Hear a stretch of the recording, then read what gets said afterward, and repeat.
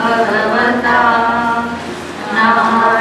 नारायणेन स्वयं व्यासेन ग्रथिता पुराणेन मध्ये महाभारतम् अद्वैतामृतवर्षिणीं भगवतीम् अष्टादशाध्यायिनीम् अम्ब कामनुसन्दधामि भगवतीते भवद्वेषिणीम् नमोऽस्तु ते व्यासविशालबुद्धे पुल्लारविन्दायतपत्रनेत्र येन त्वया भारततैलपूर्णः प्रज्वालितो ज्ञानमयः प्रदीपः प्रपन्नपारिजाताय स्तोत्रवेत्रैकपाणये ज्ञानमुद्राय कृष्णाय गीतामृतदुहे नमः। सर्वोपनिषदो गावः दुग्धा गोपालनन्दनः पार्थो वत्सस्तुतिर्भोक्ता दुग्धं गीतामृतं महत् वसुदेवसुतं देवं कंसचाणूरमर्दनं देवकी परमानन्दं कृष्णं वन्दे जगद्गुरुं भीष्मद्रोणतटा जयद्रथजला गान्धारनीलोत्पला शल्यग्राहवती कृपेण वहनी कर्णेन वेलाकुला अश्वत्थामविकर्णघोरमकरा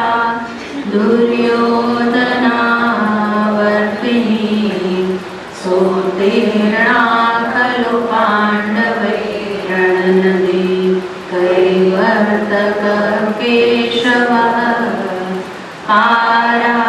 पाराशर्यवचः सरोजकमलं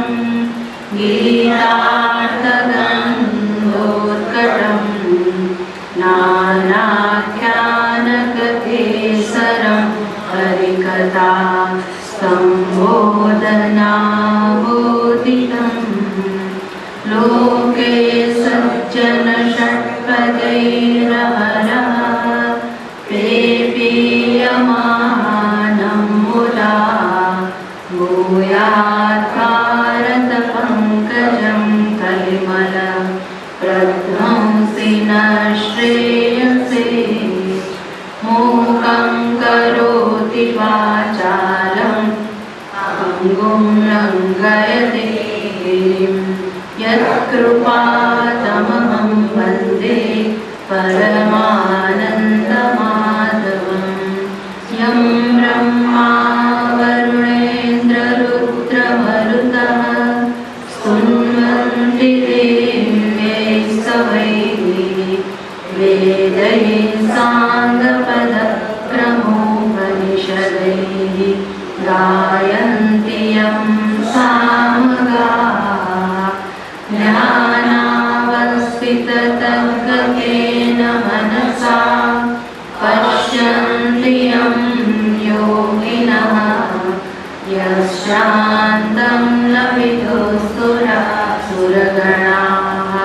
देवाय तस्मै नमः।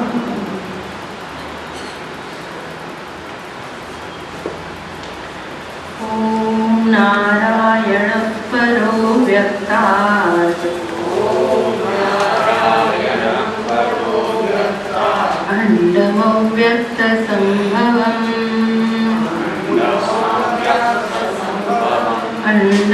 अण्डस्यान्तस्त्विमे लोकाः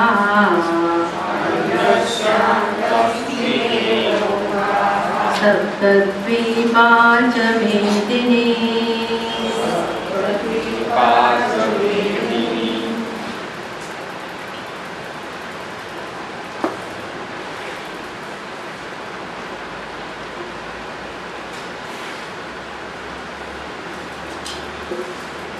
ત્રીજા અધ્યાયનો 47મો શ્લોક, પેજ 60 નંબરનું. કેટલાક લોકોને એમ થશે કે આ પ્રવચન છે, પણ પ્રવચન નથી, અમારું આ સ્ટડી છે, રેગ્યુલર સ્ટડી. એટલે આપણા જે શંકરાચાર્યજી થઈ ગયા એમનું ભગવદ્ ગીતા ઉપરનું જે ભાષ્ય છે, એટલે પહેલાં અમે 18 અધ્યાય ભગવદ્ ગીતાના એક વાર તો કરી લીધા, પણ પછી આ ભાષ્ય સાથેનો અભ્યાસ કરીએ છીએ. એટલે ગીતા અધ્યયન છે. પ્રવચનો જુદી વસ્તુ છે, અમારું રેગ્યુલર સ્ટડી છે. તમને અમારી જે કંઈ મળી શકે પુસ્તક તમારી પાસે રાખજો, એટલે અમે એમાંથી સંસ્કૃત વાંચીએ એ પ્રમાણે તમને ખ્યાલ આવશે. ખાલી સંસ્કૃત તો અમે બેઝ લઈએ છીએ, પણ બાકી ડિસ્કશન આપણે ભાષામાં જ કરીએ. તો જુઓ 60મા પાના ઉપર આપણે દર વખતે 46મા શ્લોકનું ભાષ્ય જોયું. તો કૃષ્ણ ભગવાને તો સમજાવ્યું અર્જુનને કે અર્જુન, વેદ છે એમાં 2 વિભાગ છે, કર્મ વિભાગ, કર્મકાંડ અને જ્ઞાનકાંડ. તો તું શેનો અધિકારી છે, અથવા તો તારે હવે શેના અધિકારી બનવું જોઈએ? કારણ કે અર્જુને મોક્ષ માટેની પ્રાર્થના કરેલી ભગવાનને.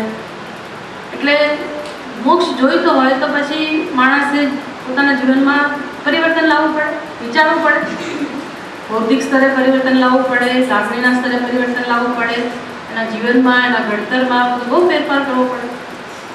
એટલે એ તો વિચારથી જ થાય. સૌથી પહેલું પરિવર્તન મનુષ્યના વિચારોમાં આવે, સમજમાં, બુદ્ધિમાં આવે.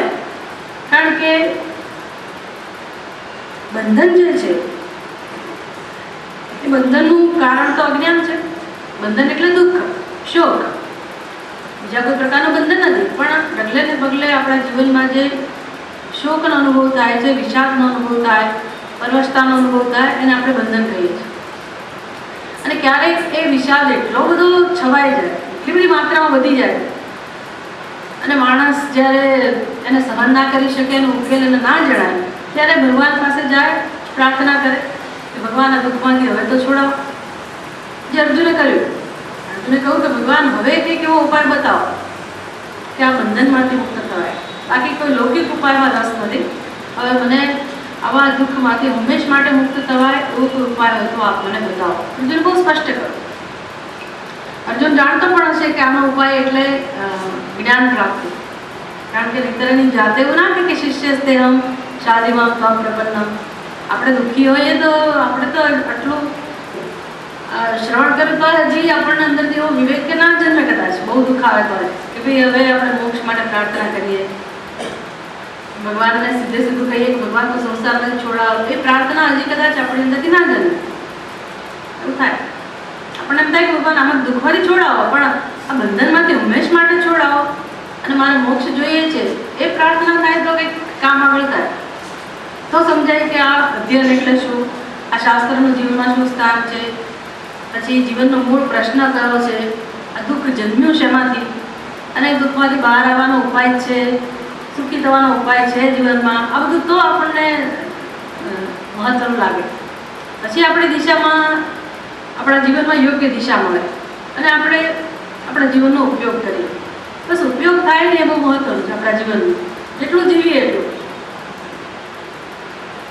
દુઃખમાંથી બહાર આવવા માટે જીવનનો ઉપયોગ યોગ્ય રીતે થવો જોઈએ, આવું ગીતા શીખવાડે છે. તો સમજમાં પહેલાં પરિવર્તન આવે. કઈ સમજમાં? ભગવાન કહે છે કે અર્જુન, સંસારી મનુષ્ય જગતના વિષયોની પ્રાપ્તિ માટે જીવન પૂરું કરી નાખે છે, પણ તું એવું ના કરીશ. તારે મોક્ષ જોઈતો હોય તો હવે તારા જીવનમાં વેદનો જે બીજો વિભાગ છે, જ્ઞાનકાંડ વિભાગ, એનું મહત્વ સમજ અને ઈશ્વરના સ્વરૂપને જાણવાની કોશિશ કર, તારા સ્વરૂપને જાણવાની કોશિશ કર, જગતને સમજવાનો પ્રયત્ન કર. આમ જ્ઞાનની આરાધના શરૂ થાય. જ્ઞાન માટે જે પ્રકારની તૈયારી જોઈએ જીવનમાં, એ તૈયારી માટે પણ રસ જન્મે. તો પછી જીવનમાં આનંદ છે. જો આ સમજાઈ જાય કે મારા જીવનનો ઉપયોગ મોક્ષ માટે કરવા, તો જ જીવનમાં ખરેખર આપણે થોડું ઘણું પણ સુખ પ્રાપ્ત કરતા થઈ જઈએ. મોક્ષ મળે પછી સુખ પ્રાપ્ત થયું નહીં. આ સમજથી જ કેમ જીવન જીવવું, કેમ વિચારવું, કેમ કર્મો કરવા, બધી સૂઝ આપણને પ્રાપ્ત થતી જાય. એટલે દ્રષ્ટાંત સાથે કહું ભગવાન કે જો ભાઈ કર્મકાંડની અંદર જે જે વિષયોની પ્રાપ્તિ છે એનું સ્થાન કેવું છે અને જ્ઞાનનું શું ફળ છે. બે વસ્તુ, બે આપણે જેમ રાજવા તોલા લઈને બેઠા હોય બેની ભજન કરીએ ને, બે વસ્તુ ચડિયાતી છે. જ્ઞાન ચડિયાતું છે કે આપણા જીવનમાં વિષયો માટે જે પ્રવૃત્તિ થાય છે એ ચડિયાતી છે. એવું સમજાવ્યું ભગવાન. એટલે કયું દ્રષ્ટાંત આપ્યું કે જેમ વરસાદ આવે ચારે બાજુ જળબંબાકાર થઈ જાય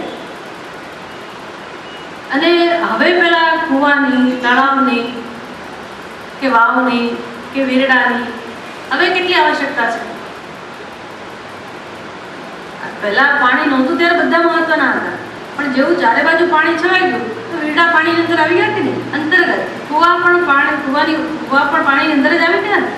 આમ એનો પર્પઝ, એનો જે ઉપયોગ હતો, હેતુ હતો, સિદ્ધ થઈ ગયો. એમ જ્ઞાન પ્રાપ્ત કરવાથી, જ્ઞાન એટલે સત્યને જાણી લેવાથી જીવ, જગત, ઈશ્વર આ બધું સરસ રીતે આપણે જાણી લઈએ, સમજી લઈએ જીવનમાં. તો એ જ્ઞાનનું ફળ કેવું છે એ ભગવાને કહ્યું કે જ્ઞાનનું ફળ છે પોતાના હૃદયમાં, પોતાના અંતઃકરણમાં પરમ સુખનો, પરમ શાંતિનો અનુભવ, પરમ આનંદનો અનુભવ. હવે તમે જે જે પ્રવૃત્તિ કરો છો નાની મોટી બધા વિષયો પ્રાપ્ત કરવા માટે, એ બધા દ્વારા પણ શું જોઈએ છે? એ બધા દ્વારા પણ સુખ શાંતિ જ જોઈએ છે. એટલે એનું મહત્વ નથી એવું નહીં, પણ ભગવાન કહે છે એકવાર આ કાયમી સુખ આપણને મળતું થઈ ગયું, શાશ્વત સુખ આપણે પ્રાપ્ત કરી લીધું, પછી પેલા બધા વિષયો તમે મેળવો કે ના મેળવો સરખું છે. કારણ કે એ બધા દ્વારા પણ શાંતિ જ જોઈતી હતી, આનંદ જ જોઈતો હતો. જ્ઞાનનું ફળ છે. અર્જુનને સમજાવે તો શું જીવનમાં કર્મ નહીં કરવાના? એવું થાય ને અર્જુન, તો પછી બીજા બધા કર્મોની જરૂર નથી. તો કે ના ભાઈ. તો જો છેલ્લા પેરેગ્રાફમાં કહે છે તસ્માત પ્રાગ જ્ઞાન નિષ્ઠા અધિકાર પ્રાપ્તે કર્મણિ અધિકૃતેન ઉપતડાગાદી અર્થસ્થાનીયમ અપિ કર્મ કર્તવ્યમ. તસ્માત આવું હોવાથી પ્રાગ જ્ઞાન નિષ્ઠા અધિકાર પ્રાપ્ત હે. એવું છે ને કે જ્ઞાન પ્રાપ્ત કરવું હોય તો આપણા મનમાં એના માટે રુચિ પણ જોઈએ, ઈચ્છા પણ હોવી જોઈએ. જબરદસ્તી કોઈ કે ભાઈ ચલો તમે જ્ઞાન પ્રાપ્ત કરો એવું તો આપણાથી થાય ને. ભગવાન આપણને જાણે છે એટલે કે છે જ્ઞાન નિષ્ઠા અધિકાર પ્રાપ્ત હે. જ્ઞાનમાં આપણને નિષ્ઠા પ્રાપ્ત થાય એવું આપણું અધિકારી, એવાના અધિકારી બનીએ એટલા માટે કર્મણિ અધિકૃતેન ખૂબ તડાગાદી અર્થસ્થાનીયમ અપી. તો હવે એ મનુષ્ય જ્ઞાનનો અધિકારી નથી એવું નથી, પણ પહેલા પણ અધિકારી છે, કર્મનો અધિકારી.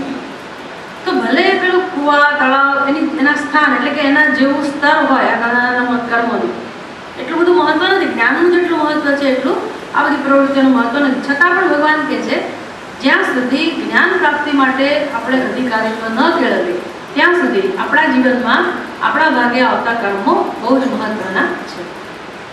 એ શું કરશે કે જ્ઞાન માટેનું અધિકારીત્વ અપાવશે. આવું છે. અભી કર્મ કર્તવ્ય માટે અર્જુન કર્તવ્ય કર્મ કરવું જ જોઈએ.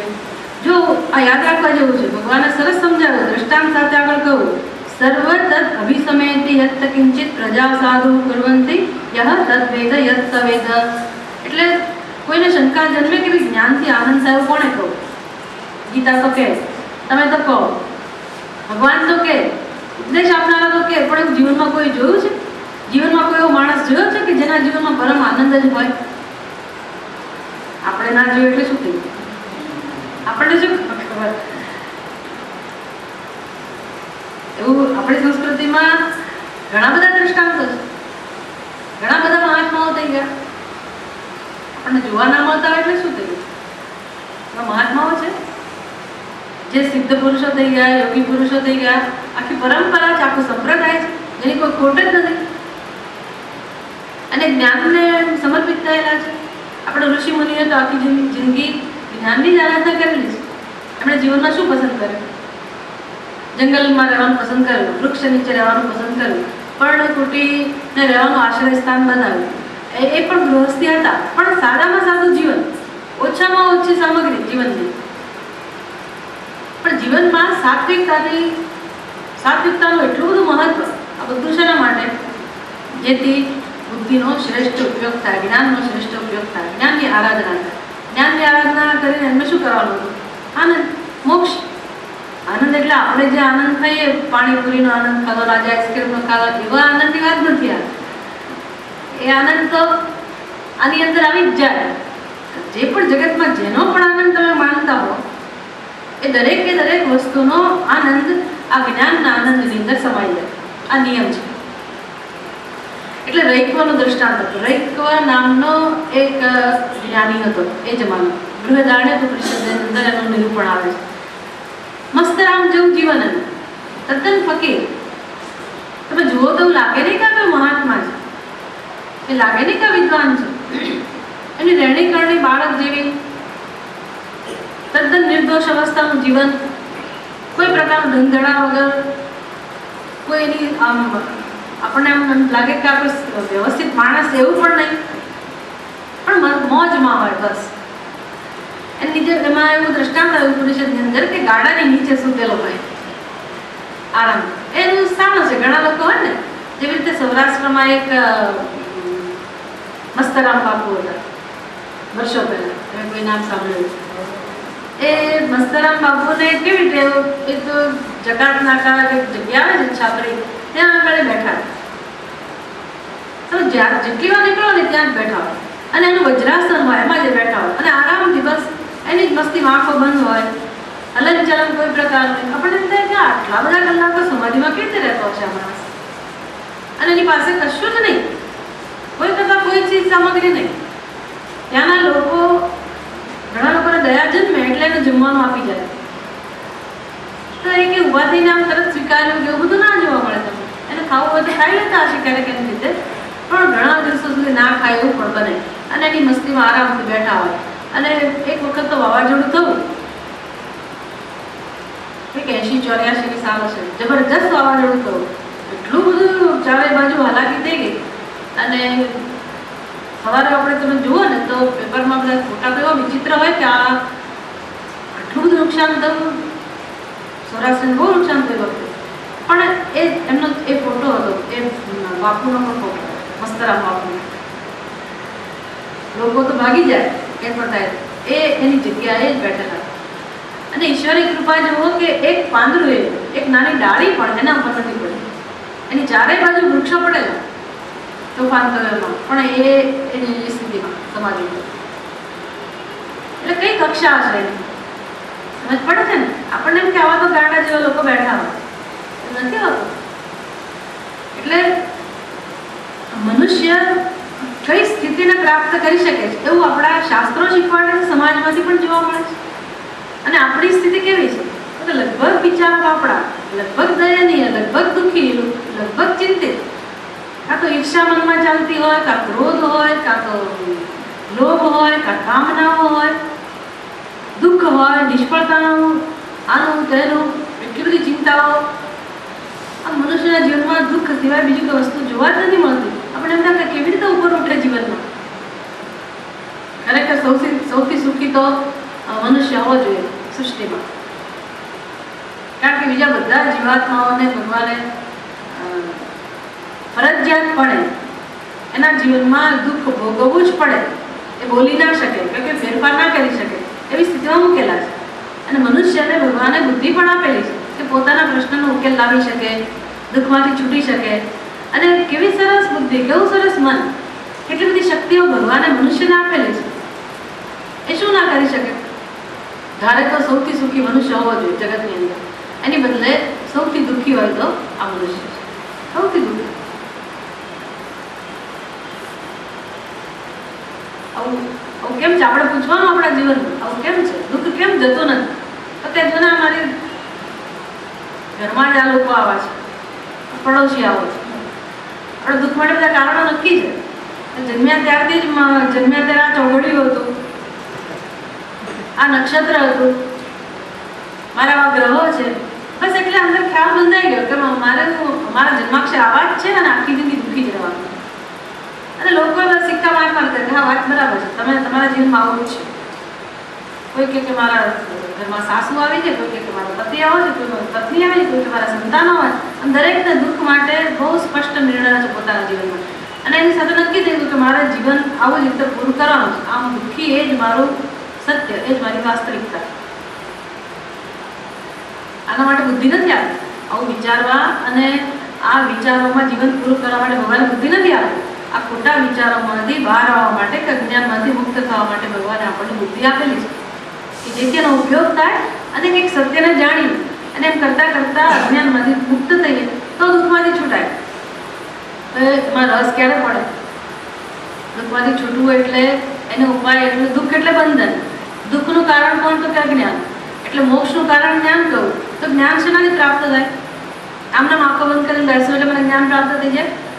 સમાધિમાં જવું એટલે જ્ઞાન પ્રાપ્ત થઈ જાય?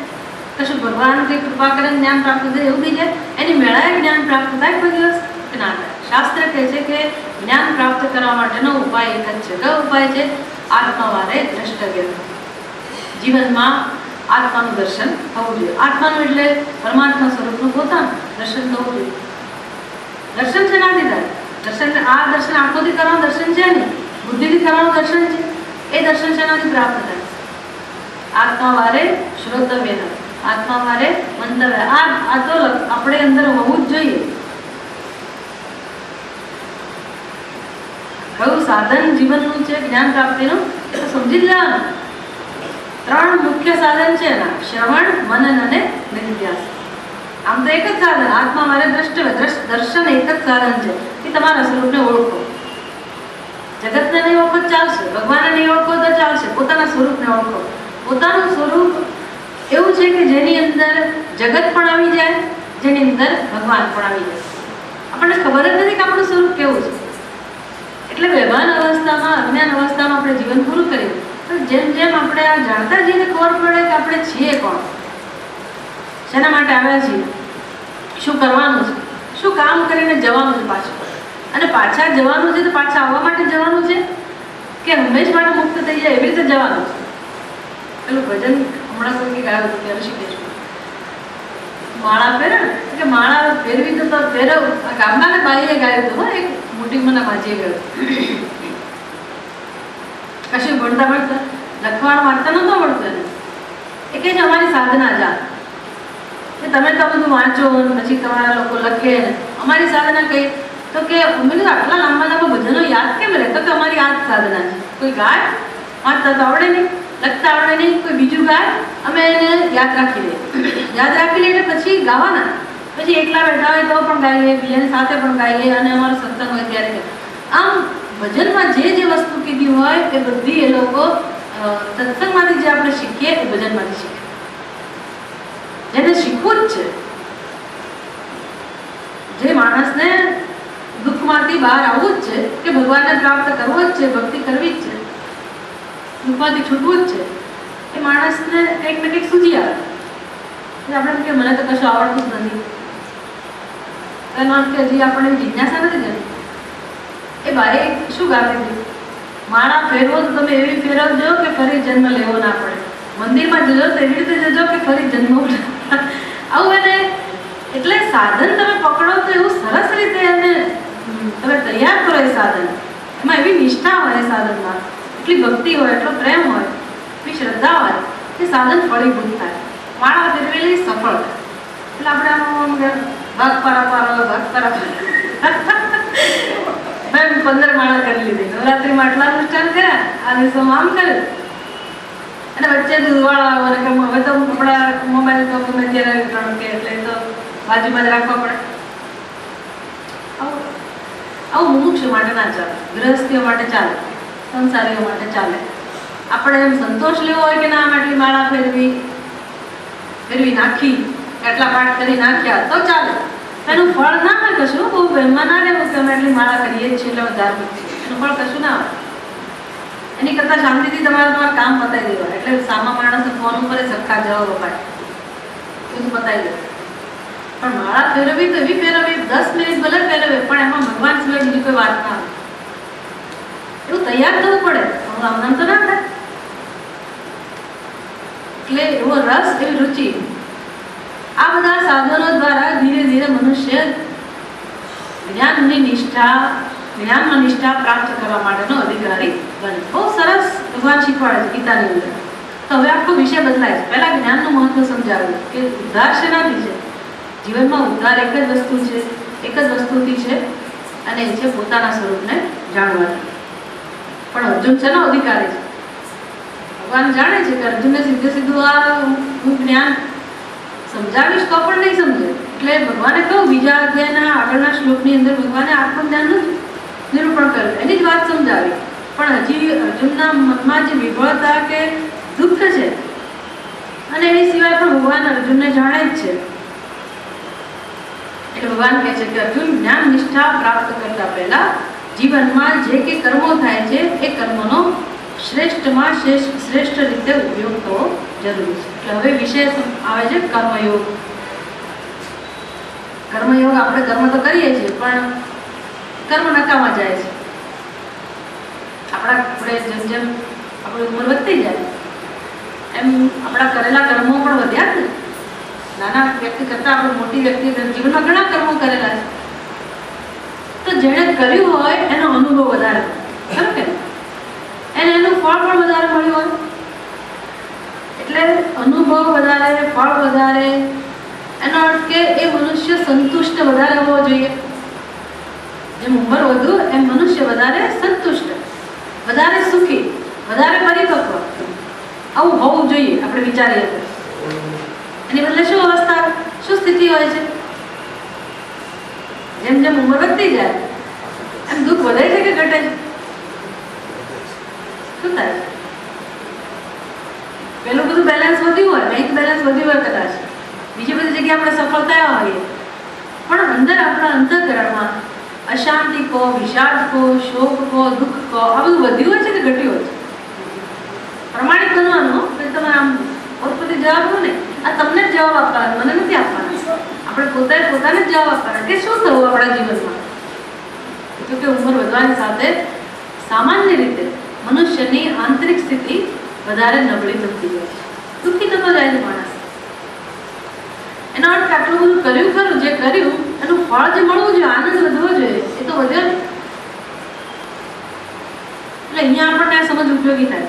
એટલે જેટલા વહેલા આપણે આપણા જીવનમાં આ સમજ પ્રાપ્ત કરીએ અને એ પ્રમાણે આપણા કર્મો હોય તો આપણે મોટા થઈએ, વૃદ્ધ થઈએ, એમ આપણા જીવનમાં આંતરિક સમૃદ્ધિ વધતી જાય. બહારની સમૃદ્ધિ આવે તો ભગવાનની કૃપા, ન આવે તો ભગવાનની ઈચ્છા, પણ આંતરિક રીતે આપણે સમૃદ્ધ બન્યા હોઈએ તો વૃદ્ધાવસ્થાની અંદર ક્યારેય પરવશ બનવું ના પડે, કોઈ પ્રકારની પરાધીનતા ભોગવવી ના પડે. એટલે આ ઉપદેશ વૃદ્ધાવસ્થા માટે નથી. આ ઉપદેશ જેટલું આપણે સમજણા જ્યાંથી થયા ત્યારથી જ આપણા જીવનમાં એ ઉપયોગી છે. પણ જ્યારથી સમજાય મને ત્યારથી હું મારા કર્મો એવી સરસ રીતે કરી શકું કે દરેક કર્મ, જે કર્મ મારાથી થાય એ કર્મ મારા અંતઃકરણમાંથી થોડી અશુદ્ધિ દૂર કરે, થોડું અજ્ઞાન દૂર કરે, સાથે સાથે સાત્વિકતા ઉત્પન્ન કરે, પ્રસન્નતા ઉત્પન્ન કરે, નિર્મળતા ઉત્પન્ન કરે, ભગવાનની કૃપાનો સ્વાદ મારું જ અંતઃકરણ મને કરાવે. એટલે કે પ્રેમ, શાંતિ, મુક્તિ આ બધાનો અનુભવ આપણને થતો રહે. એવી એક રીત છે કર્મ કરવાની. કર્મ મહત્વનું નથી, કર્મ તો બધા કરવાના જ છે, પોતાની રીતે કરે, પોતાની સમજ પ્રમાણે કરે, પણ એ કર્મો આપણે જોયું એમ લગભગ નકામા જાય છે. કર્મનું ફળ મળતું નથી. અંદર જે ફળ મળવું જોઈએ નથી મળતું. બહારનું ફળ મળે, ભૌતિક ફળ મળે તમને, પણ આંતરિક રીતે જે ફળ મળવું જોઈએ, જે સુખ કે શાંતિ મળવા જોઈએ, એ આપણને કર્મ દ્વારા નથી મળતા. અને પાછી ઉપરથી શું થાય છે? એ કર્મો તમે સત્કર્મ કર્યા તો પુણ્ય ઊભું થયું, એટલે પુણ્ય ભોગવા મારે જવાનું. માની લો કે એ કર્મ મારાથી ભૂલથી અધર્મનું આચરણ થઈ ગયું, અથવા સ્વભાવને વશ થઈને એ કર્મ દ્વારા કોઈને આપણે દુઃખ પહોંચાડ્યું, તો પાપ રૂપી કર્મ થયું, તો એનું ફળ પણ મળવાનું જ છે. આમ એ કર્મ મને બાંધે, પાપ અને પુણ્ય ઉત્પન્ન કરીને એ કર્મ બાંધે. કરવું શું? મોક્ષ શેનાથી મળે તો જ્ઞાન, એમાં કર્મ કામના નથી. અને કર્મ કર્યા વગર ચાલે એવું નથી. કર્મ કરીશું તો બંધન ઉભેલું જ છે, તો કરવું શું? એટલે ભગવાન સરસ ઉપાય બતાવે છે કે કર્મ કરવા છતાંય કેમ ના બંધાવાય અને કેમ સુખી થવાય. એનું નામ છે કર્મયોગ. તો હવે એ વિષય આવે છે 47મા શ્લોકમાં. કર્મણ્યેવાધિકારસ્તે મા ફલેષુ કદાચન મા કર્મ ફલ હેતુર્ભૂઃ મા તે સંગોત્સ્વ કર્મણિ. બહુ પ્રસિદ્ધ પ્રચલિત શ્લોક છે, લગભગ બધાને ખબર છે. આવી કર્મણ્યેવાધિકારસ્તે મા ફલેષુ કદાચન, એનો અર્થ જે છે ને એ પણ એટલો જ પ્રસિદ્ધ છે. બધાને એનો અર્થ આવડતો હશે. કર્મણિ એવ તે અધિકારઃ મા ફલેષુ કદાચન. તારો અધિકાર શેમાં છે? કર્મમાં. પછી પેલા એક જૂના જમાનામાં કંઈક સિનેમાની અંદર પણ આવું કંઈક ગીત હતું, કર્મ કી જા ફલ કી ઈચ્છા મત કરે ઇન્સાન. એટલે આપણે આવું સાંભળીએ એટલે આપણને એમ કે ઠીક આનો અર્થ આ થાય કે કર્મ કરવાનું જીવનમાં કરે જાઓ, કર્મ જ કર્યા કરો અને ફળની ઈચ્છા ના કરો. શું કહો તમે? આવું સમજો ને, આનો અર્થ આવો થાય એવું લગભગ લોકો સમજતા છે. કર્મણિ એવ તે અધિકારઃ મા ફલેષુ કદાચન. બી તારે સુખી થવું હોય તો ફળની અપેક્ષા ના રાખીશ, પણ કર્મ કર. તારો અધિકાર કર્મમાં છે, તારે કર્મ કરવું જોઈએ, બસ આટલું કર્યા કર. આવો ઉપદેશ નથી. એ તો જ્યારે આપણે વ્યવસ્થિત જ્યાં ભગવદ્ ગીતાનો ઉપદેશ આપવામાં આવતો હોય તો સંપ્રદાય કોઈ હોય કે શંકરાચાર્યનું ભાષ્ય હોય એવી કોઈ જગ્યાએ જાઓ ત્યારે આપણને સમજાવે કે ખરેખર ગીતામાં એવા પ્રકારનો ઉપદેશ છે. નહીં તો આપણે એમ જ કહીએ બસ અપેક્ષાઓ રાખવી જ નહીં, ફળની અપેક્ષાઓ રાખવી જ નહીં, તમારા જીવનમાં કર્મ જ કર્યા કરવા. આવું ભગવાન ના કહે. ભગવાન જ્યારે ઉપદેશ આપે ત્યારે ભગવાનની અપેક્ષા હોય કે ના હોય? અર્જુન સમજે એવી અપેક્ષા હોય કે ના હોય? તો ભગવાન તમે ફળની અપેક્ષા રાખ્યા વગર તમે જ ક્યાં કર્મ કરો? અમે કેવી રીતે કરીએ? અને શક્ય જ નથી. આપણે કોઈ કર્મ હાથમાં લઈએ ત્યારે અંદર ફળની ઈચ્છા તો હોય કે ના હોય? ઈચ્છા તો હોવાની જ છે. તમે કેવી રીતે નક્કી કરો કે ફળની ઈચ્છા નથી રાખવાની, બસ કર્મ કરવાનું? એટલે શું સમજાવવા માંગે છે ભગવાન? કોઈ ભગવાન આવું કરો કે આવું ના કરો એવું નથી કહી રહ્યા. ભગવાન કહે છે કે વાસ્તવિકતા શું છે, જીવનની વાસ્તવિકતા શું છે? તો કહે છે કર્મણ્યેવ અધિકારઃ. અધિકારનો અર્થ કરવાનો હક, જેને ઇંગ્લિશમાં રાઈટ કહેવાય ને, અમારો રાઈટ છે. તો કે મનુષ્યનો હક શેમાં છે? મનુષ્યનો અધિકાર શેમાં છે? તો કે કર્મમાં. કર્મણિ એવ અધિકારઃ. મનુષ્યનો હક કેવળ કર્મમાં છે. હક કો અધિકાર એટલે શું? તો કે આપણે શું કરી શકીએ, આપણાથી શું થઈ શકે? તો કે કર્મ થઈ શકે. આ વાસ્તવિકતા છે. મનુષ્યથી શું થઈ શકે? કર્મ થઈ શકે. મા ફલેષુ કદાચન. ફળમાં મનુષ્યનો ક્યારેય અધિકાર નથી. કેમ કહેતા હશે ભગવાન? તો કે આવું છે. આ સમજીએ તો સારું છે. જીવનમાં આપણે શું કરીએ છીએ? કર્મ શરૂ કરીએ એટલે પહેલેથી આપણે કર્મનું ફળ નક્કી કરી દઈએ કે ભાઈ અમુક પ્રકારની ઈચ્છા છે, બસ આ ઈચ્છા પૂરી થાય માટે હું આ કર્મ હાથમાં લઈશ. આપણે ધ્યેય નક્કી કરીએ છીએ ને જીવનમાં કે આ મારું પ્રયોજન છે, કે આ મારું ધ્યેય છે. તો એ ધ્યેય પૂરું થવું એ કર્મનું ફળ કહેવાય કે ના કહેવાય? જે ધ્યેય છે એ કર્મનું ફળ થવાનું કે નહીં? કર્મના ફળ રૂપે જ પ્રાપ્ત થાય ને ધ્યેય પૂરું થવું. એટલે મારી બુદ્ધિમાં કર્મ ફળ આ ધ્યેય છે એવું પહેલેથી જ નક્કી કરી દઉં છું કે આ કર્મ ફળને ધ્યાનમાં રાખીને હું આ કામ કરું છું.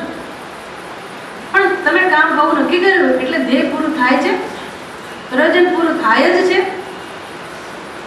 કે ક્યારેક થાય છે ક્યારેક નથી થતું? શું છે અનુભવ? ધ્યેય પૂરું થાય છે કે ક્યારેક થાય છે ક્યારેક નથી થતું? કેમ નથી થતું ભાઈ? શું કહો તમે? નિષ્ફળતા મળે ત્યારે શું કહો? કોઈ પણ કર્મના બે ફળ હોય, સફળતા અને નિષ્ફળતા. આપણે ધ્યેય કયું પસંદ કરીએ? નિષ્ફળતા પસંદ ના કરીએ, કયું પસંદ કરીએ? સફળતા. પણ નિષ્ફળતા મળે છે કે નથી મળતી? નિષ્ફળતા મળે છે કે નથી મળતી? તો ત્યારે તમે શું વિચારો? બસ દુઃખી. નિષ્ફળતા મળી એટલે હું દુઃખી, સફળતા મળી તો હું સફળ એટલે હું સુખી, નિષ્ફળતા મળી એટલે નિષ્ફળ એવા આપણે દુઃખી. દુઃખ શેમાંથી મળ્યું? તો પહેલા નિષ્ફળતા મળી. પણ નિષ્ફળતા કોણે આપી? નિષ્ફળતા કોણે આપી? સારું, નિષ્ફળતા જેણે આપી એને. પણ નિષ્ફળતા જેનું ફળ છે, કર્મ કોણે કર્યું? એ આપણે કર્યું. પણ એનું ફળ કોણે આપ્યું? ફળ કોણે આપ્યું? આપણે તો નથી નક્કી કરી શકીએ ને. આપણે બુદ્ધિમાં નક્કી કર્યું, પણ ફળ આપણને મળ્યું નહીં. મળ્યું નહીં એના ઉપરથી સમજવા જેવું કે મારું ધારેલું કેમ નથી મળતું જીવનમાં. મોટે ભાગે લોકો એમ કે બસ હું તો ધારું એમ જ થાય. તમે ગમે તેટલા ધમપછાડા કરો, ગમે તેટલા ઊંચા નીચા થાવ, અમુક વખત સુધી થાય ધાર્યું, પછી જ્યારે ના થાય ત્યારે શું કરો? અને જીવનમાં ઘણા બધા પ્રસંગો એવા બને કે જે આપણે સહન ના કરી શકીએ, જે આપણને ગમતા ના હોય, એવી અનિચ્છનીય ઘટનાઓ બને, પ્રતિકૂળતાઓ આવે, ત્યારે માણસ પછડાય. આવું પછડાવાનું કેમ બન્યું? તો કે બસ મારા જીવનમાં આવું બન્યું, ભગવાન આવું કર્યું. શું કહેવું પડે? ભગવાન આવું કર્યું. બસ આ જ સમજાવી રહ્યા છે ભગવાન કે કર્મફળ તારા હાથમાં નથી. આ કુદરતનો નિયમ છે, આ જગતનો નિયમ છે.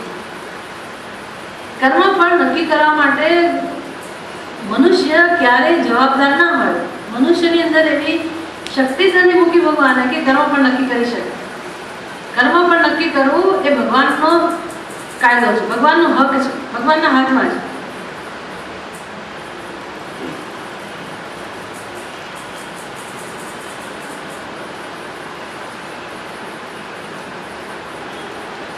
સારું ભગવાન, કર્મફળ તમે નક્કી કરો, અમે કર્મ કરી. માં કર્મફળ હેતુર્ભુ.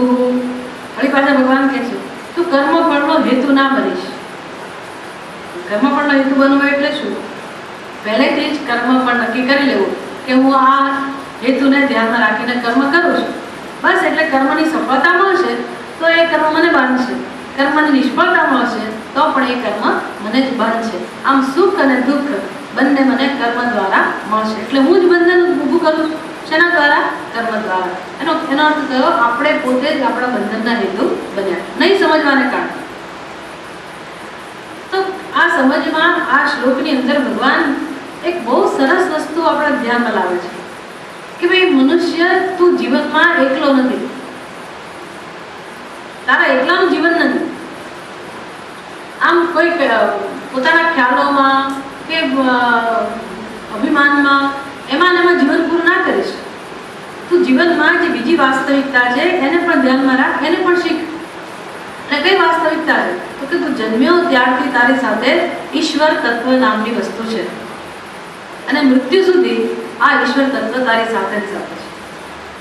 આપણે માનીએ કે હું એકલે કર્મ કરું અને હું જે એનો ફળ નક્કી કરું. ભગવાન કહે છે કે ભાઈ ફળ કોઈ બીજું આપે છે તો જો. એના બધા પાસા સમજાવશે. કર્મ કરતી વખતે કેટલા પાસા ધ્યાનમાં રાખવાના, આ બધું ભગવાન સમજાવશે. પણ અહીંયા તો કર્મના બે પાસાને ધ્યાનમાં લીધા, કર્મ અને કર્મફળ. એમાંથી કર્મ મનુષ્યનો અધિકાર છે કર્મમાં, અને કર્મફળમાં ભગવાનનો અધિકાર છે.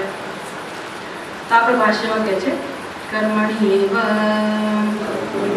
અધિકારઃ ન જ્ઞાનનિષ્ઠાયાં તે તવ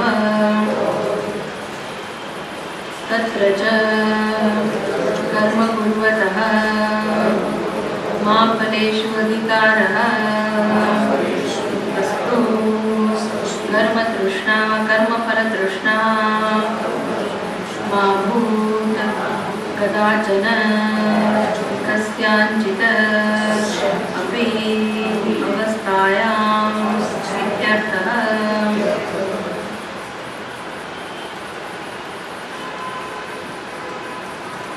આ અર્જુન માટેનો વિશેષ ઉપદેશ છે. એવું નહીં કે બધા વ્યક્તિઓને આ જ ઉપદેશ લાગુ પડે છે. જે લોકોએ પોતાના જીવનમાં પોતાના ભાગે આવતા કર્મો બહુ નિષ્ઠાથી, પ્રેમથી, સેવાથી કરેલા હોય અને એનું ફળ એને અંતઃકરણ સુધી મળેલું હોય તો પછી આ ઉપદેશ એના માટે નથી.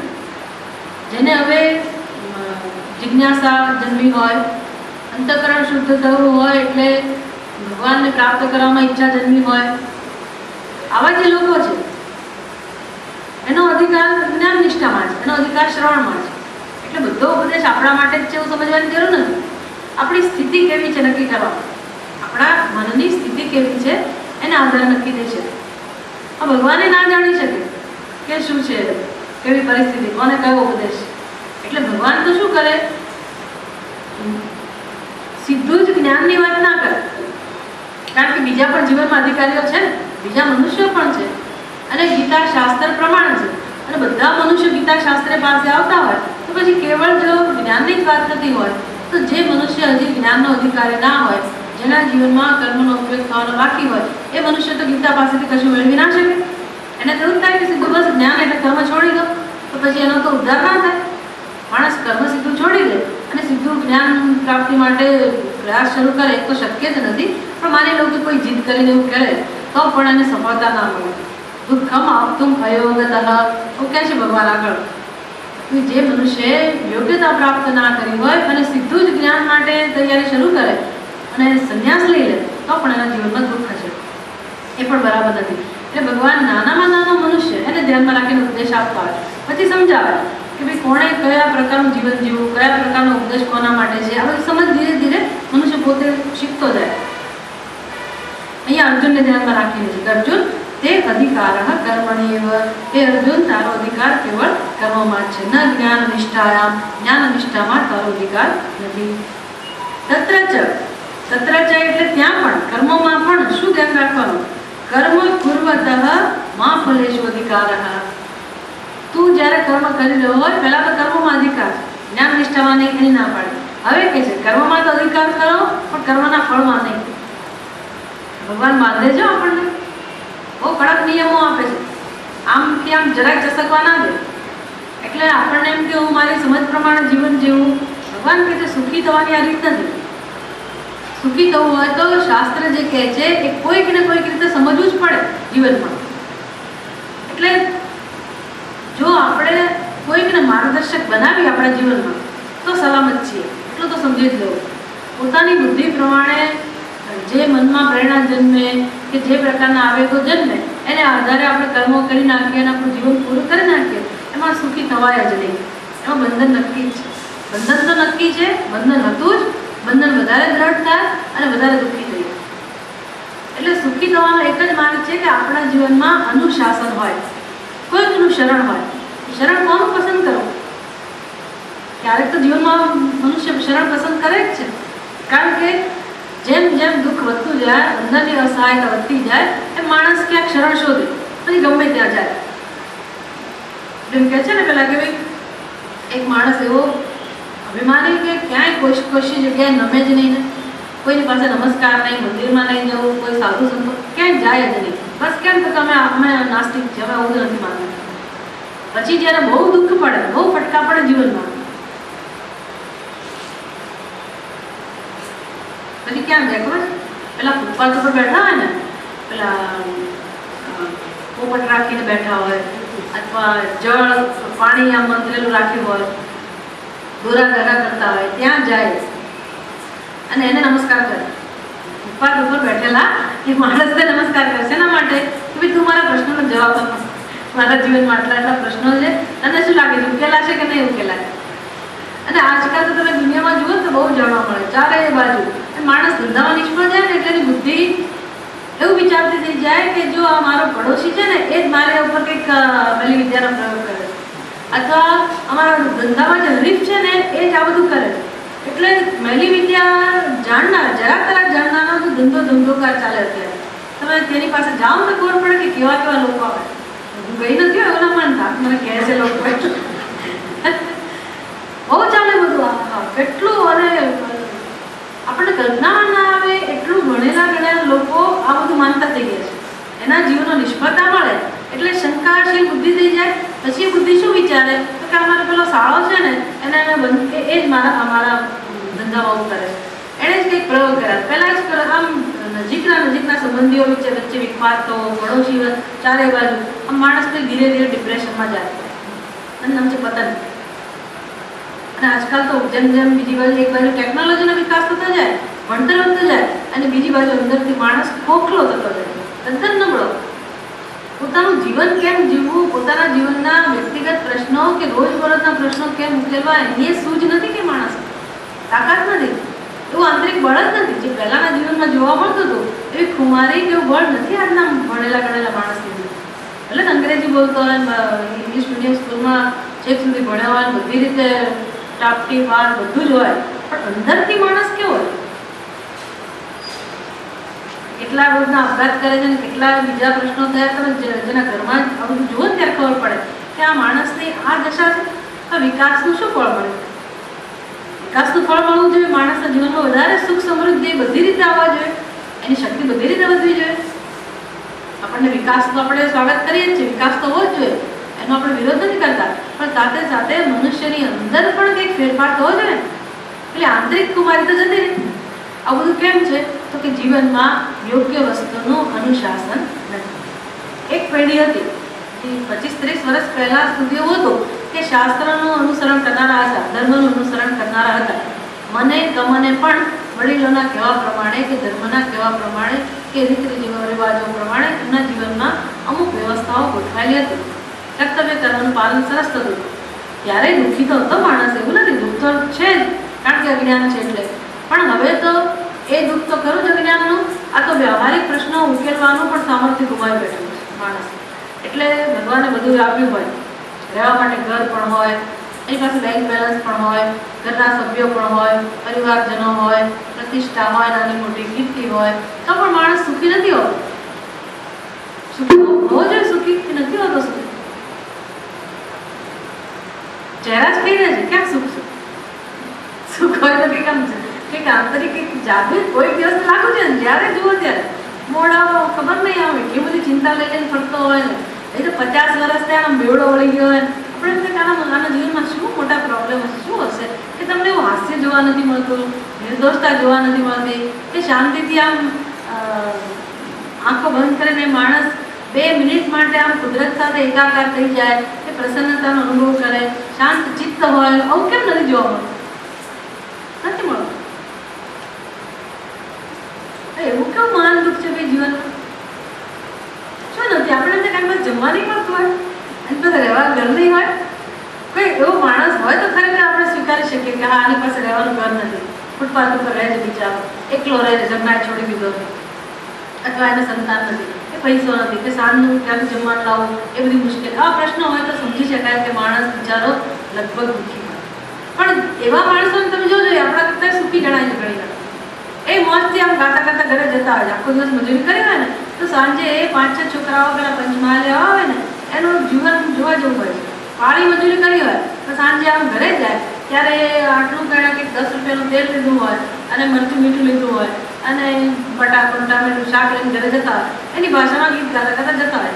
પણ એમ થાય કે આની પાસે આટલું કશું નથી જોવા જતો, પણ કંઈક છે, કંઈક છે. આ કરોડોપતિ છે કે લાખોપતિ છે, અને એના ચહેરા સામે જુઓ અને આની હાલત જુઓ. આપણે બહુ આવું જોઈને દુઃખ થાય કે આવી કેવી સ્થિતિ માણસે કરી મૂકી પોતાની.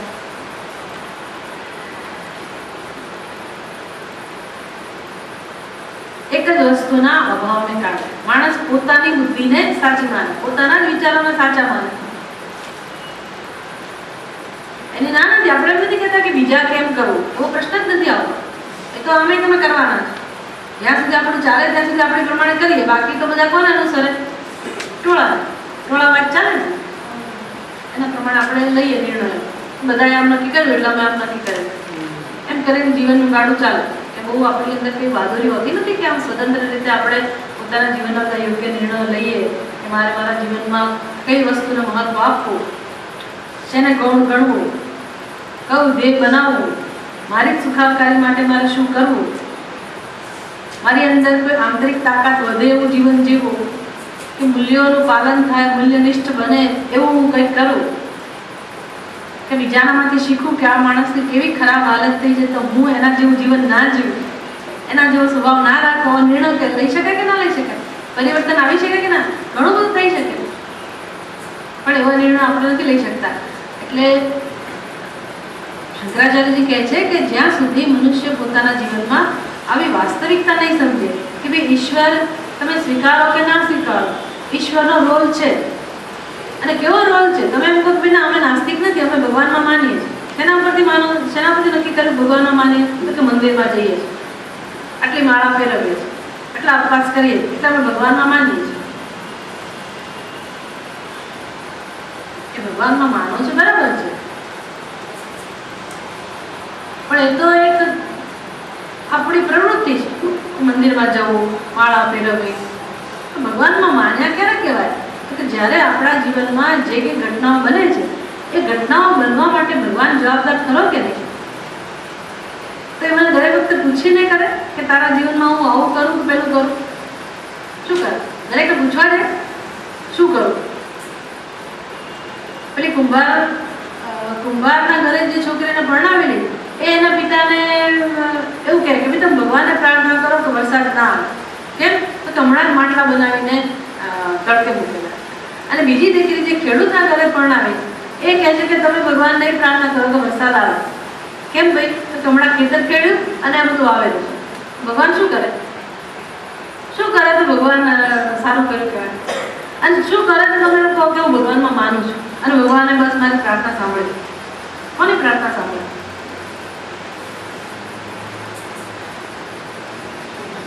એટલે ભગવાનમાં માનવું એટલે શું? આ તો બધું આપણા જીવનમાં હોય, વણાઈ જવું જોઈએ જે તમે કરતા હો. પણ ભગવાનમાં માનવું એટલે શું? તો રોજ રોજ જીવનમાં બને છે એ દરેક ઘટનાને કેવી રીતે ધ્યાનમાં લેવી, એમાંથી શું ઉપદેશ છે, ભગવાન શું સંકેત આપે છે, કેવી રીતે મારા જીવનને મળી લેવું, અને ભગવાન ક્યાં ક્યાં રહેલો છે આપણી સાથે, ક્યાં એનું સ્થાન છે. એટલે ભગવાને જે કામ કરવાનું છે ભગવાનને કરવા દો. એટલે હું એ વિષયમાં નિર્ણય ના લઉં. જેમ તમે ઓફિસમાં અમુક બધા ડિપાર્ટમેન્ટ નક્કી થયા, પછી પ્રોડક્શન મેનેજર હોય તો એને લગતા નિર્ણયો લે ને, સેલ્સ મેનેજર એને પેલા ખરીદી વેચવા વાળા એ બધું એનું કામ કરે. ઘરમાં તે તમે જે કામની વિભાગણી કરી હોય બધાની દરેક જણ પોતાના કામ વિશેનું સંભાળે ને, પોતાના ડિપાર્ટમેન્ટનું જ વિચારે ને, એમ આપણા જીવનમાં પણ આપણા ભાગે કેટલું કામ આવે છે અને કેટલું કામ ભગવાનના ભાગે આવે છે. આપણે શું લઈએ છે? બધું મારું. એમાં મૂર્ખતા છે, નથી જાણતા. એમાં બોજો વધે છે, નથી જાણતા. અને પછી પછડાઈએ છીએ. ભગવાન કહે છે ફળ નક્કી કરવાનું તને કોણે કીધું તું? ફળ કોણ નક્કી કરી શકે? ચલો, કર્મનું ફળ કોણ નક્કી કરે? સાદો ને સીધો પ્રશ્ન. કર્મનું ફળ નક્કી કરવા માટે કેટલી કેટલી શક્તિ જોઈએ? તો કે કર્મનું ફળ વર્તમાનમાં મળે કે ભવિષ્યમાં? કર્મનું ફળ વર્તમાનમાં મળે. કર્મ કરતા હોઈએ એ કર્મ વર્તમાનમાં હોય, ફળ શેમાં હોય? ભવિષ્યમાં. ભવિષ્યમાં આપણે છીએ નક્કી છે? કર્મ પતી ગયા પછી આપણે હોવાના નક્કી છે? અને મેં નક્કી કરી લીધું બસ 2 વર્ષ પછી મારી પાસે આ ફળ હશે, પણ તું જ હોઈશ કે નહીં એ નક્કી કરે. એટલે મારું જીવન નક્કી છે એવી જ મને ખબર નથી, અને હું ભવિષ્યનું બસ નક્કી કરી નાખું. આ મૂર્ખતા કહેવાય કે ના કહેવાય? વળી કર્મનું ફળ મને જ મળવું જોઈએ, બીજે ક્યાંય જવું ના જોઈએ. અથવા તો મેં ધારેલું જ મળવું જોઈએ, સફળતા જ મળવું જોઈએ, નિષ્ફળતા ના મળવું જોઈએ. નિષ્ફળતા આવીને ઊભી રહે એ શું બતાવે? કર્મ ફળ હું નક્કી ના કરી શકું. કર્મ ફળ નક્કી કરનાર તો બીજું છે. તો બીજી વ્યક્તિ કેવી હોવી જોઈએ કે જેથી કર્મ ફળ નક્કી કરે? તો કે અસંખ્ય જીવાત્માઓ, સૃષ્ટિની અંદર અસંખ્ય જીવો, મનુષ્ય માનો કે બીજા જે કર્મના અધિકારી હોય, જ્યાં પણ જીવ સૃષ્ટિ હોય, એ બધા મનુષ્ય જ્યારે કર્મ કરે ત્યારે એ કર્મની પાછળ દરેકની ઈચ્છા હોય. આ બધી ઈચ્છા જાણનાર હોય એ જ કર્મનું ફળ નક્કી કરે કે કયા જીવની ઈચ્છા શું છે. વળી ધારો કે મેં એક ઈચ્છા નક્કી કરી અને એનું કર્મ હાથમાં લીધું, તો એ ઈચ્છા પૂરી થાય એ રીતે મને કર્મ મળે એવું જાણનાર હોવો જોઈએ ને ભગવાન, કે ભાઈ આને આ વિષયની ઈચ્છા છે, એ વિષય એને પ્રાપ્ત કરાવી આપો, એવું જ્ઞાન એને હોવું જોઈએ. પછી હું માની લો કે આ જન્મમાં મૃત્યુ પામે, આવતા જન્મમાં મને કર્મનું ફળ મળવાનું હોય, તો આવતા જન્મમાં હું ક્યાં હોઈશ અને ગયા જન્મમાં મારી કઈ ઈચ્છા હતી, આ બધું યાદ રાખવું પડે કે નહીં? એ હું યાદ રાખી શકું? જીવ યાદ રાખી શકે? આ બધું કોણ યાદ રાખી શકે? જે સર્વજ્ઞ હોય, સર્વશક્તિમાન હોય, એ જ તત્વ દરેકે દરેક જીવને એની શું ઈચ્છા છે, કયા ઈરાદાથી, ધર્મને ધ્યાનમાં રાખીને કે અધર્મને ધ્યાનમાં રાખીને કઈ રીતે એણે કર્મ કર્યું છે, આ બધા નિયમો અંતર્યામી બનીને જે જાણી શકે એ જ તત્વ કર્મનું પણ નક્કી કરે અને જે જીવાત્માને જ્યારે જે ક્ષણે જે સ્વરૂપમાં જેવી રીતે કર્મ ફળ આપવાનું હોય એ રીતે આપી શકે. આવું તત્વ છે, એનું નામ છે ઈશ્વર, અને એ આપી રહ્યો છે. એટલે એનું કામ જ છે. તો પછી જેનું કામ જે કરે હું મારા જીવનમાં કેટલી સાવધાની રાખું તો કે કર્મફળ ભગવાનના હાથમાં હોય તો એ ભગવાનને સોંપી દઉં. પણ તો પછી મારે એવું વિચારવાનું કે નિષ્ફળતા એવું માનીને મારે કર્મ કરવાનું, તો કે નિષ્ફળતા સફળતા બંને નક્કી કરવાનું કામ કોનું છે? ભગવાન. અને શું આપશે મને? શું આપશે મને? શું આપશે? નિષ્ફળતા આપશે કે સફળતા આપશે? અને શું કામ નિષ્ફળતા આપશે? તો શું કામ નિષ્ફળતા આપશે? મારો દુશ્મન છે, મને દુઃખી કરવા ઈચ્છે છે એટલે નિષ્ફળતા આપશે. શું કામ? ભગવાન કોઈનો દુશ્મન હોય? ભગવાન સાથે કેવા પ્રકારનો સંબંધ છે, કેવા પ્રકારની દ્રષ્ટિ છે? ભગવાનમાં જો વિશ્વાસ હોય, ભગવાનને આપણે એવું માનતા હોઈએ કે એ સુરુજ છે, એ પિતા છે, એ ધાતા છે, એ માતા છે અને એ જ કર્મફળ દાતા છે અને દરેક જીવનો ઉદ્ધાર થાય એમાં જેને રસ છે, તો પછી ભગવાન ક્યારેય કોઈ જીવને દુઃખી કરવાના ઈરાદાથી ખોટું પણ ના કરે. એટલે જો નિષ્ફળતા મળી હોય તો પણ એ મારી દ્રષ્ટિએ નિષ્ફળતા છે, ભગવાનની દ્રષ્ટિએ નિષ્ફળતા નથી. ભગવાન કશું મને શીખવવા માંગે છે. એટલે ભગવાનને માનવું એટલે કેવી રીતે માનવું? સમજ પડે ને? આપણે તો કંઈક વિરુદ્ધ બન્યું એટલે બસ વિરોધ જન્મે છે. ભગવાને કેમ કર્યું? મારા જીવનમાં કેમ થયું? બીજાના જીવનમાં નતું, મારી જ સાથે કેમ બન્યું? હું આખી જિંદગી સરસ રીતે જીવી, મેં કોઈનું ખોટું નથી કર્યું, મારા જ જીવનમાં કેમ આમ બન્યું? મને જ કેમ આવો રોગ થયો? મને જ કેમ પેલું એમ થયું? મારા પિતા સાથે કેમ આમ બન્યું? મારા સંતાનો સાથે મારા જીવનમાં કેમ બન્યું? એ જ પ્રશ્ન છે.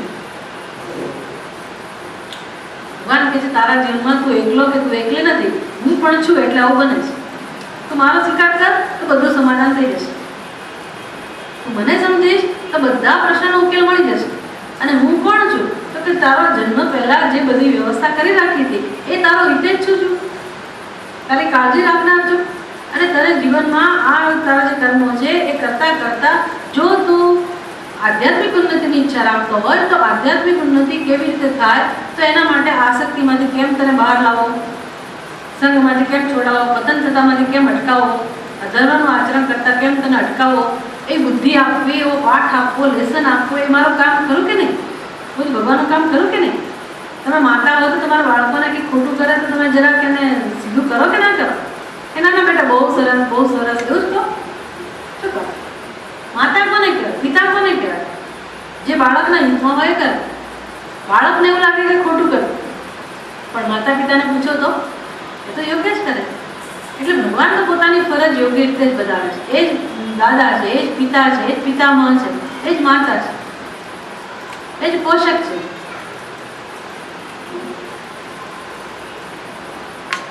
એટલે કહે છે કર્મફળની ઈચ્છા રાખીશ નહીં એવો ઉપદેશ નથી. કર્મફળ કોણ નક્કી કરે, કોણ નક્કી કરી શકે, અને માટે જે નક્કી કરી શકે એને નક્કી કરવા દેવું.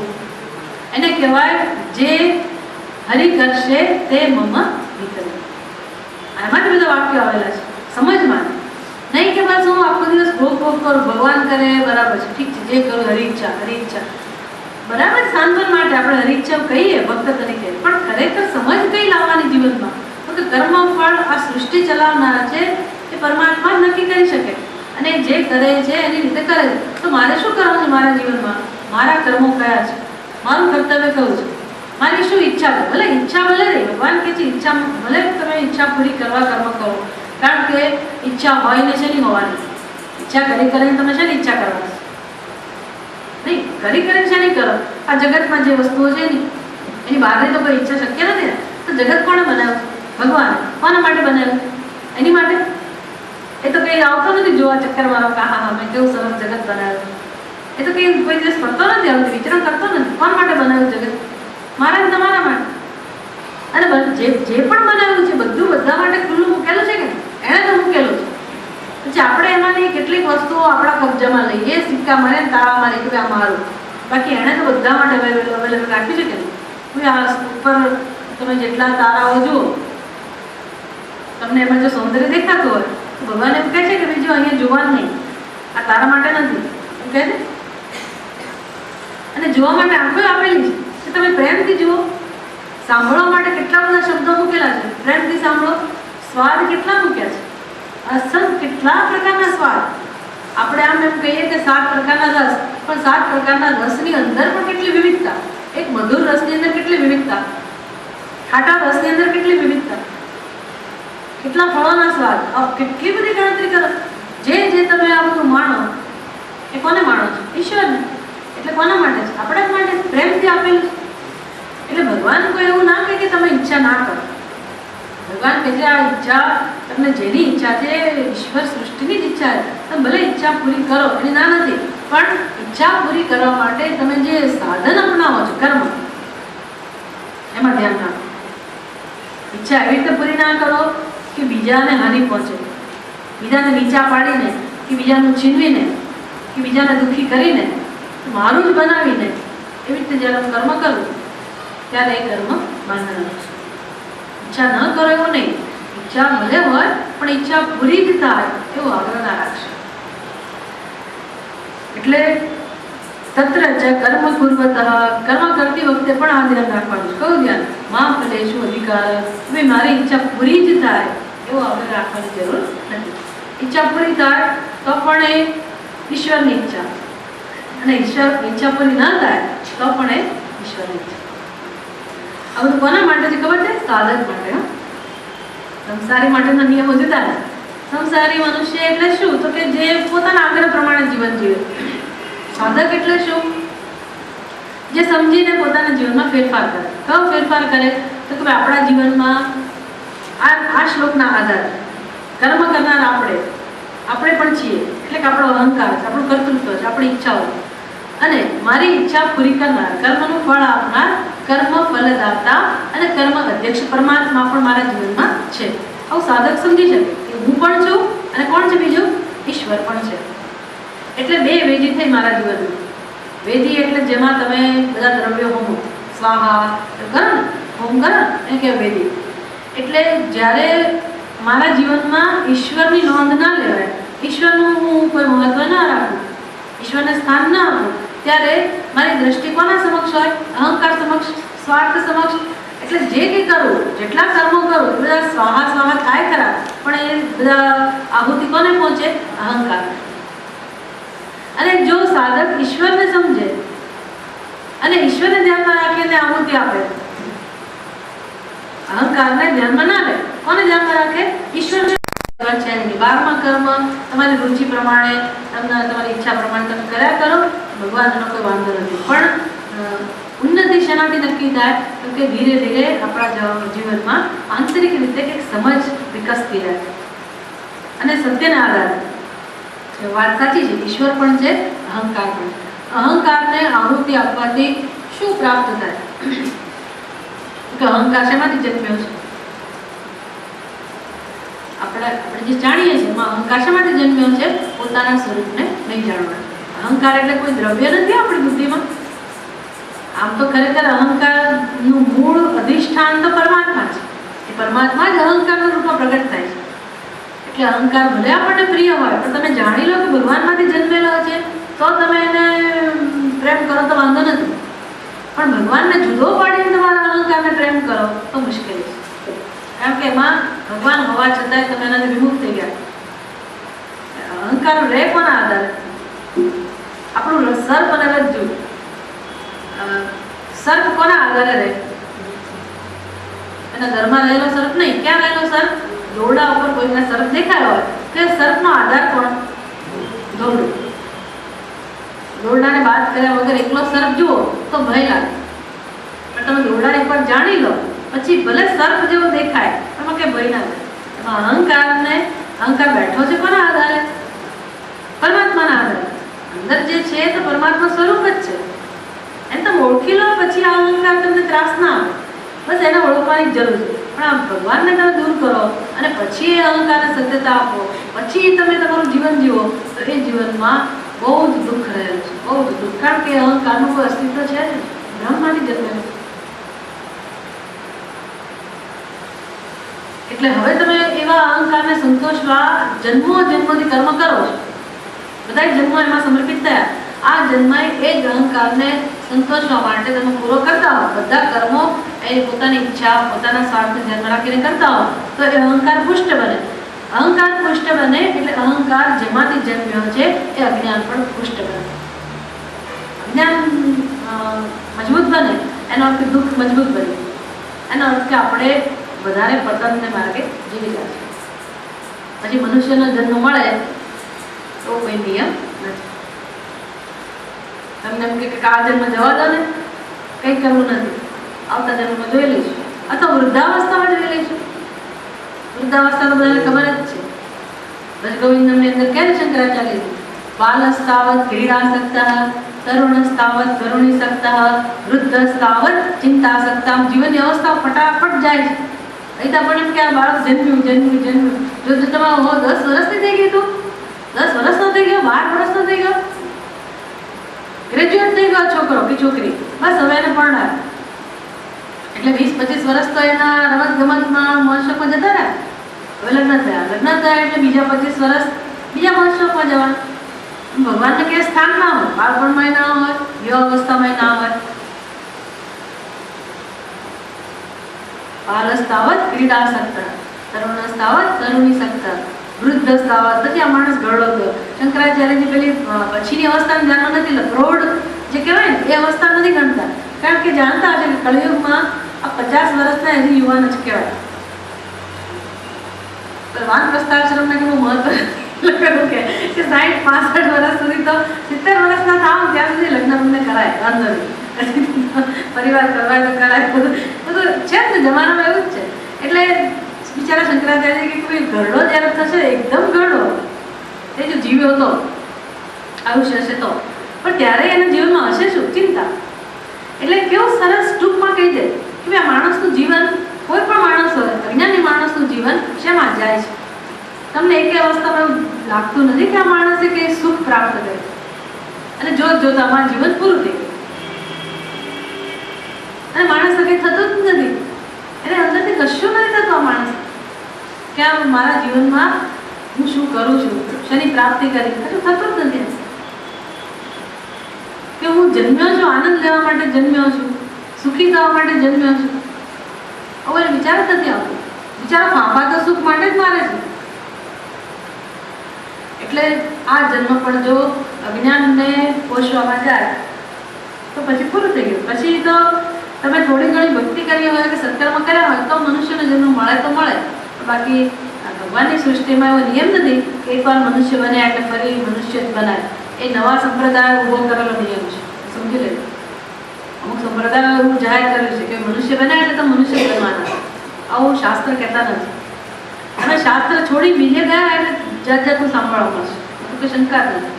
શાસ્ત્રમાં બહુ સ્પષ્ટ છે કે મનુષ્યનો જન્મ જો તમે આધ્યાત્મિક ઉન્નતિ માટે એનો ઉપયોગ ના કર્યો હોય તો ફરી મનુષ્યનો જન્મ મળવાની સંભાવના નથી. પછી ક્યાંક જન્મીશું તો ખરા જ પાછા, એવું નથી કે આપણે ક્યાંક આમ મુક્ત થઈ જઈશું. પછી ક્યાં જન્મશો? 84 લાખ યોની પણ કીધી છે, એ નક્કી કેવી રીતે કરશો ક્યાં જન્મ હોય? એ ભગવાન નક્કી નહીં કરે કે મારે આને ક્યાં જન્મ આપો, એમાં ભગવાન નહીં આવે. ત્યાં તો ભગવાન શું જોયું છે? મારી પાસે બેલેન્સ કેટલું છે, મારા ખિસ્સામાં મેં અત્યારે કેટલું ભેગું કર્યું, કેટલું પુણ્ય ભેગું કર્યું, કેટલું પાપ ભેગું કર્યું, એના આધારે 84 લાખ યોજના ફરતા રહો. પણ એટલે એટલા ચક્કર માર્યા પછી જો મળે તો મળે. બાકી તમે એમ માનતા હો કે આ મનુષ્ય જન્મ મફતમાં મળી ગયો અને એ તો મળ્યા કરશે અને આવતા જન્મમાં જોઈ લઈશું, આ જન્મ ગમે તેમ પૂરું કરો, આવા વહેમાં ના રહેશું. આપણને કિંમત નથી આપણા જીવનની, પણ ભગવાનને બહુ કિંમત છે, સૃષ્ટિને બહુ કિંમત છે, કુદરતને બહુ કિંમત છે. કુદરત મનુષ્યના જીવન મનુષ્ય પાસેથી એટલી બધી અપેક્ષાઓ રાખે છે, 5 વગરની અપેક્ષાઓ રાખે છે. એને બહુ આશા છે કે આ મનુષ્ય કુદરતને જીવંત રાખશે, મનુષ્ય પોતાનો ફાળો કુદરતમાં આપશે, ભગવાનનું સૃષ્ટિનું ચક્ર તો ચાલશે, તો ભગવાને અપેક્ષા રાખે. અને મનુષ્ય બિચારો સ્વાર્થમાં રખડ્યા કરે અને દુઃખી થાય, રજળે છે. રજળપાટ સિવાય એના જીવનમાં કંઈ જોવા મળતું જ નથી. દુઃખી થવો એટલે રજળપાટ. તમને એમ કે ના અમે કે રજળપાટ દુઃખી થવો ને એટલે એવું જ તમને કિંમત જ નથી તમારા જીવનની. દુઃખી થવું એટલે એમ ના માનવું કે હવે બિચારા બાપડા. ભગવાન તો કહે છે કે આ મનુષ્ય જન્મવાને લાયક જ નથી. ભગવાન બહુ ગુસ્સે થાય ગીતામાં, બહુ ક્રોધ જન્મે છે ભગવાનને કે માણસે કર્યું શું? જ્યારે જ રડે, જ્યારે જ રડારોળ, બસ રડવા માટે જન્મ્યો છે, દુઃખી થવા માટે જન્મ્યો છે. અને શું કર્યું? એને કર્યું શું? મેં આટલું બધું એને શરીરનું સ્વાસ્થ્ય આપ્યું, સરસ મન આપ્યું, સરસ બુદ્ધિ આપી, કર્મ કરવાની તક આપી, જીવનમાં એને જે દિશામાં આગળ વધુ વધી શકે એટલી બધી અંદર શક્તિઓ ભરી, એટલે કર્મ કરવા માટે કેટલા બધા પ્રકારની સૂઝ ભગવાને મૂકેલી છે અને કર્મ દ્વારા માણસ ક્યાંનો ક્યાંય પહોંચી જાય. ધારે તો, નક્કી કરે તો, સમજે તો. એવું નહીં કે મારે પૈસા ભેગા નહીં કરવાના, ધંધો નહીં કરવાનો, નોકરી નહીં, આવો ભગવાનનો ઉપદેશ નથી. ભગવાન કહે છે તમને જે ઈચ્છા હોય એ પ્રમાણે જરૂર આગળ વધો, ખૂબ વિકાસ કરો, ખૂબ ભૌતિક ઉન્નતિ કરો, પણ તમારું જીવન નકામું જવું જોઈએ. તો ક્યાં નકામું ગયું ભગવાન? આટલો સરસ તો બંગલો બનાવ્યો, ક્યાં નકામું ગયું? અમારા આટલા બધા તો ઘરના લોકો જ આમ જુઓ, મારી તો કેવી દીકરા, નાના દીકરા, કેટલો મોટો પરિવાર, ક્યાં નકામું ગયું? કેટલી પ્રતિષ્ઠા છે, કેટલું બેંક બેલેન્સ છે, ક્યાં નકામું ગયું? આપણે કહીએ ને, ભગવાન કહે આધ્યાત્મિક ઉન્નતિમાં કઈ રસ લીધો? તારું અંદરથી કઈ તું જે જન્મ્યો ત્યારે જે પ્રકારની સ્થિતિ હતી, જેટલું અજ્ઞાન હતું, એમાં કઈ તે સુધારો કર. તો કે એમાં સુધારો એટલો કરો, અજ્ઞાન વધાર્યું. અજ્ઞાન વધાર્યું. દુઃખ વધુ એટલે અજ્ઞાન વધુ, સીધો જ હિસાબ છે. આપણે બીજા કઈ નવા વિચારો કરતા શીખતા જ નથી. આપણા ગીતા તો આપણું જીવન જ વિચારતા શીખવાડે. રોજ બરોજ અનુભવો, તમારા મનના અનુભવો, બહારના અનુભવો, જગતના, આ બધા શીખો. ગીતા તો આટલું જ કે તમે શીખો જીવનમાં, બસ.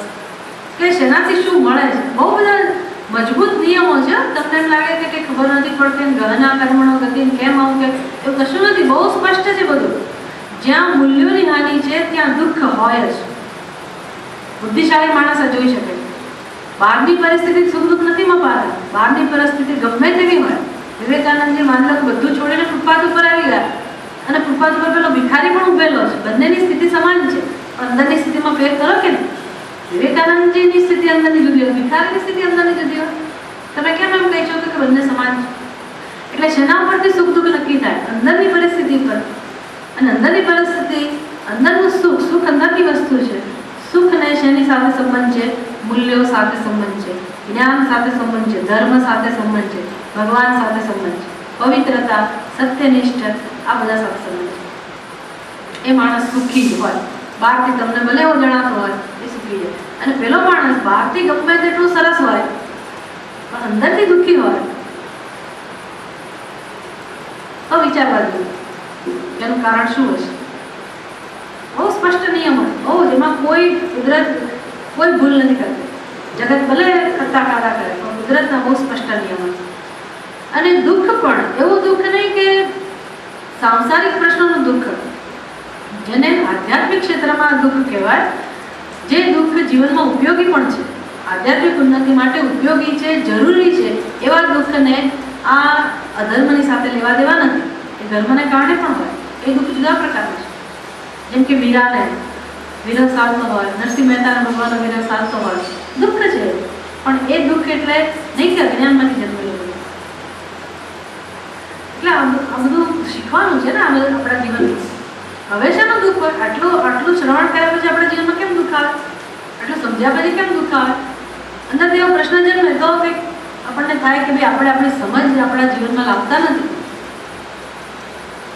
અને દુઃખી થવાનો પ્રવાહ ચાલુ છે. એટલે તેનું જોર એટલું બધું છે કે આપણે એના પ્રવાહમાં આવી જઈએ છીએ. એટલે ક્યાંક કશું કરવાની જરૂર છે. આ સમજને ધીરે ધીરે આપણે આત્મસાત કરવી, રોજ આપણા જીવનમાં વણી લેવી. એટલે એનો ખાસ નિયમ બતાવ્યો ભગવાન કે જો જેના ભાગમાં જે છે તમે સોંપી દો. ધર્મ ફળની ચિંતા ભગવાનને સોંપી દો. હવે ફળની ચિંતા ના કરશો કે આ હું પાસ થઈશ કે ના પાસ, સફળતા મળશે કે લોકોને ગમશે કે નહીં, વાહ થશે કે નહીં, આ બધી ચિંતા કોને સોંપી દો? ઈશ્વર. મારું કામ શું છે? જે કર્મ હાથમાં આવ્યું એને હું બરાબર નિષ્ઠાથી, પ્રેમથી, સદભાવથી અને સેવાની ભાવનાથી કે ભગવાનની પૂજાની ભાવનાથી એ કર્મ એવી સરસ રીતે કરું. નાનામાં નાનું કર્મ હોય તો પણ. અને પછી જુઓ એ કર્મનો કેટલો આનંદ છે. એ ફળની શું જરૂર છે?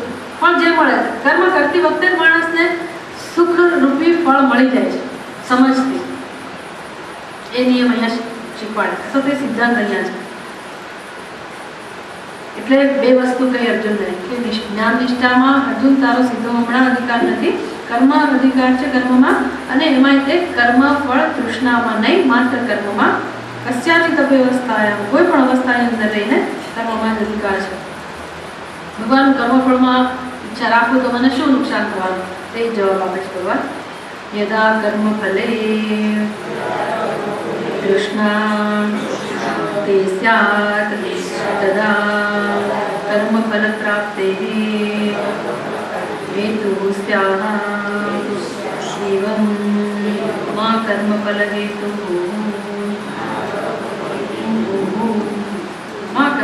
માં કર્મફળ હેતુ. બીજો કર્મફળની તૃષ્ણા રાખીશ, કર્મફળમાં તારી બહુ જ આસક્તિ હશે તો તદા કર્મફલ પ્રાપ્ત હેતુ સ્યાત, બસ તો પછી કર્મફળ પ્રાપ્ત કરવા માટે તું કારણ બની જઈશ. જો કર્મફળમાં તૃષ્ણા રાખીશ તો કર્મફળ તને બાંધશે. બંધાય એટલે પૂરું થઈ ગયું. બંધાય એટલે પછી મેં ઈચ્છા રાખી કે મને પુણ્યફળ મળે જ, એટલે પુણ્ય ભોગવા કોણ આવે? બીજું કોઈ આવે? મેં સત્કર્મ કર્યું હોય અને મારી ઈચ્છા હોય કે મને જ પુણ્યફળ મળે તો પછી એ આસક્તિ જે કર્મફળમાં તૃષ્ણા જેને કહું, ભગવાન જ્યારે એ મારી આસક્તિ પ્રમાણે ફળ આપે, પુણ્યફળ મને મળશે, સત્કર્મ ફળ નક્કી છે, પુણ્ય મળશે, પણ એ ભોગવવા કોણ આવવું પડશે? મારે. અને પાપ કર્મ કર્યું તો એ પણ ભોગવવાનું જ છે, ભોગવ્યા વગર તો છૂટકો છે જ નહીં. પણ પાપ કર્મ માણસ શું કામ કરતો હશે?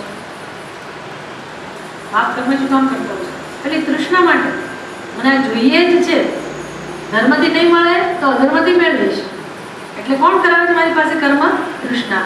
તૃષ્ણાને ધ્યાનમાં રાખીને હું ધર્મ કે અધર્મનું આચરણ કરું, એને પરિણામે પાપ પુણ્યરૂપી ફળ મળે અને એ ફળ ભોગવા મારે જ આવવું પડે. આવવું પડે એટલે જન્મ લેવો જ પડે. જન્મ લીધો એટલે મૃત્યુ નક્કી જ છે. આ જન્મ મૃત્યુ. તો સોનાની સાંકળ એટલે પુણ્ય અને લોખંડની સાંકળ એટલે પાપ. કઈ સાંકળ સારી? કેવી જાડી સાંકળ હોય, સોનાની ચકમકતી હોય, આમ તમને આમ કેવું સરસ, નહીં સારી? સાંકળ એટલે સાંકળ. તમને એમ કે ના પણ આવા સરસ ઘરમાં જન્મ મળે ને આટલા બધા પૈસાદાર કુટુંબમાં મારો જન્મ થાય ને આમ થાય ને તેમ થાય, પણ જન્મ એટલે જન્મ. પછી જન્મ્યા એટલે નાનપણથી જ બધું દુઃખ શરૂ થઈ જાય. જન્મવાના વાંધો નથી, સરસ રીતે જન્મીને આપણો ઉદ્ધાર થતો હોય ને આપણે સમજપૂર્વકનું જીવન જીવતા હોઈએ તો વાંધો નથી. પણ આ તો સાંકળ સાથે સાથે જ છે અને મૃત્યુ તો ઉભેલું જ છે. ગમે તે ક્ષણે મૃત્યુનો ભય તો જીવનમાં રહેલો જ છે. ભગવાન કહે છે આવું ના કરીશ, આવી રીતે તું તારા જીવનમાં દુરુપયોગ ના કરીશ કર્મ, પણ કર્મમાંથી છૂટી જવાય એવી રીતે કર્મ કરજો. તો આગળનો ઉપદેશ આપણે આવતે જોઈશું. ઓમ પૂર્ણમદ પૂર્ણમિદં પૂર્ણાત પૂર્ણમુદચ્યતે પૂર્ણસ્ય પૂર્ણમાદાય પૂર્ણમેવાવશિષ્યતે. ઓમ શાંતિ શાંતિ શાંતિ. શંકરં શંકરાચાર્યં કેશવં બાદરાયણં સૂત્રભાષ્યકૃતો વંદે ભગવન્તો પુનઃ પુનઃ. ઈશ્વરો ગુરુરાત્મેતિ મૂર્તિભેદવિભાગિને વ્યોમવદ્વ્યાપ્તદેહાય દક્ષિણામૂર્તये નમઃ. ઓમ શાંતિ શાંતિ શાંતિ. હરિ ઓમ. શ્રી ગુરુભ્યો નમઃ. હરિ ઓમ. હવે શુક્રવાર